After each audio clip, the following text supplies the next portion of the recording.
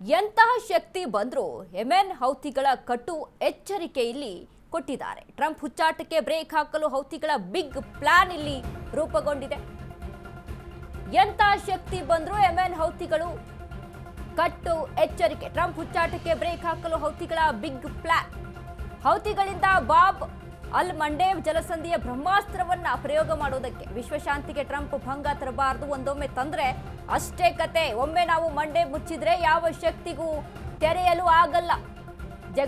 ಜಗತ್ತಿನಲ್ಲಿ ಯಾರು ಸಹ ಮಂಡೇಬ್ ಜಲಸಂಧಿ ಮತ್ತೆ ತೆರೆಯೋಕೆ ಆಗಲ್ಲ. ವಿನಾಶದ ಕ್ರಮಗಳಿಂದ ಟ್ರಂಪ್ ಹಿಂದೆ ಸರಿಬೇಕು. ಮಂಡೇಬ್ ಜಲಸಂಧಿ ಬಂದ್ ಮಾಡೋ ಎಚ್ಚರಿಕೆ ಕೊಟ್ಟ ಹೌತಿಗಳು. ಅತ್ತ ಮತ್ತೊಮ್ಮೆ ಹಾರ್ಮುಜ್ ಜಲಸಂಧಿ ಮುಚ್ಚಿರುವ ಇರಾನ್. ಜಗತ್ತಿಗೆ ಮತ್ತೊಮ್ಮೆ ತೈಲ ಮತ್ತು ಅನಿಲ ಸಂಕಷ್ಟ ಫಿಕ್ಸ್ ಆಗುತ್ತೆ. ಯೆಮೆನ್ ಹೌತಿಗಳ ಕಟು ಎಚ್ಚರಿಕೆಯನ್ನ ಕೊಟ್ಟಿದ್ದಾರೆ.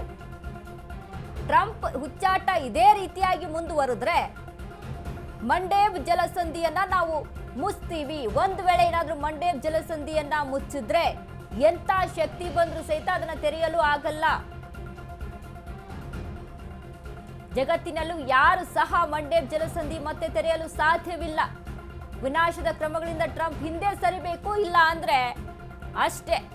ಮಂಡೇಬ್ ಜಲಸಂಧಿ ಬಂದ್ ಮಾಡೋ ಎಚ್ಚರಿಕೆಯನ್ನ ಕೊಟ್ಟ ಹೌತಿಗಳು ಈಗಾಗಲೇ ಹಾರ್ಮುಜ್ ಜಲಸಂಧಿಯನ್ನ ಬಂದ್ ಮಾಡಿ ಅದರಿಂದ ಆಗಿರುವಂತ ಎಫೆಕ್ಟ್ಗಳು, ಅದರಿಂದ ದೇಶಗಳು ಅನುಭವಿಸ್ತಾ ಇರುವಂತ ಸಮಸ್ಯೆಗಳು ಎಷ್ಟು ಮಟ್ಟಿಗೆ ಭುಗಿಲೆದ್ದಿದೆ ಅನ್ನುವಂಥದ್ದು ಎಲ್ರಿಗೂ ಸಹಿತ ಗೊತ್ತಿರುವಂತಹ ವಿಚಾರ. ಹಾರ್ಮುಜ್ ಜಲಸಂಧಿಯಿಂದ 22% ಅಲ್ಲಿ ಇಡೀ ಪ್ರಪಂಚದಾದ್ಯಂತ ಅಲ್ಲಿಂದ ಹಡಗು ಸಾಗಾಟ ಆಗುತ್ತೆ, ಟ್ರಾನ್ಸ್ಪೋರ್ಟ್ ಆಗುತ್ತೆ ಅಲ್ಲಿಂದ.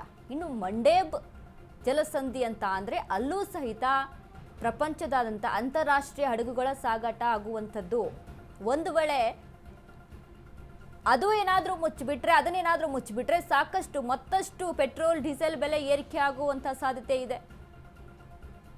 ಆರ್ಥಿಕವಾಗಿ ಸಾಕಷ್ಟು ನಷ್ಟವನ್ನು ಬರುವಂತ ಸಾಧ್ಯತೆ ಇದೆ. ಹಾಗಾಗಿ ಟ್ರಂಪ್ ಏನಾದ್ರೂ ತನ್ನ ಹುಚ್ಚಾಟವನ್ನ ನಿಲ್ಲಿಸಲಿಲ್ಲ ಅಂತ ಅಂದ್ರೆ, ಈಗಾಗಲೇ ಲೆಬನಾನ್ ಮೇಲೆ ಇಸ್ರೇಲ್ ದಾಳಿ ಮಾಡೋದಿಲ್ಲ, 10 ದಿನದವರೆಗೆ ವಿರಾಮ ಅಂತ ಹೇಳಿದ್ರು, ಕದನ ವಿರಾಮ ಅಂತ ಹೇಳಿದ್ರು. ಮತ್ತೆ ಇದೀಗ ಹಾರ್ಮುಜ್ ಜಲಸಂಧಿಯಲ್ಲಿ ಕ್ಲೋಸ್ ಆಗಿದೆ. ಅದರ ಜೊತೆಗೆ ಮಂಡೇಬ್ ಜಲಸಂಧಿನೂ ಕ್ಲೋಸ್ ಆಗ್ಬಿಟ್ರೆ ಮತ್ತಷ್ಟು ದೊಡ್ಡ ಮಟ್ಟದ ಸಮಸ್ಯೆಯನ್ನ ಎದುರಿಸಬೇಕಾಗುತ್ತೆ. ನಾವುಗಳಾಯಿತು, ಭಾರತ ದೇಶ ಆಗಿರ್ಬೋದು, ಬೇರೆ ಬೇರೆ ದೇಶ ಆಗಿರ್ಬೋದು, ಅಂದರೆ ಅಂತಾರಾಷ್ಟ್ರೀಯವಾಗಿ ಹಡಗುಗಳ ಸಾಗಾಟ ಆಗುತ್ತೆ. ಅದರಲ್ಲೂ ಸ್ಪೆಷಲಿ ತೈಲ ಸಾಗಾಟ ಆಗುತ್ತೆ.